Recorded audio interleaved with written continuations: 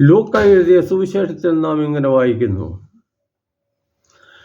അവനെ പിള്ളക്കറ്റ കൊണ്ട് പൊതിഞ്ഞ് പുൽത്തൊട്ടിയിൽ കിടത്തി, കാരണം സത്രത്തിൽ അവർക്ക് സ്ഥലം ലഭിച്ചില്ല.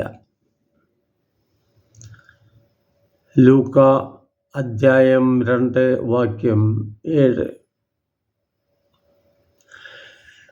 ലോകരക്ഷകന്റെ ജന്മവൃത്താന്തമാണ് ലൂക്ക ഈ വിധം ചുരുങ്ങിയ വാക്കുകളിൽ രേഖപ്പെടുത്തുന്നത്. ജനിക്കാനൊരു ഇടം പോലും ലഭിച്ചില്ല. പിന്നീട് മരിക്കാൻ കിടന്നതോ ഒരു മരക്കുരിശിൽ. നിർധനനും നിരാശ്രയനും സർവരാലും പരിത്യക്തനുമായ ദൈവസുതൻ,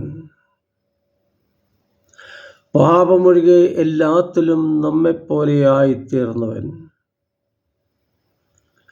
മനുഷ്യനെ രക്ഷിക്കാൻ സ്വയം ശൂന്യവൽക്കരിക്കുന്ന ദൈവസുതൻ. അതാണ് യേശുക്രിസ്തു.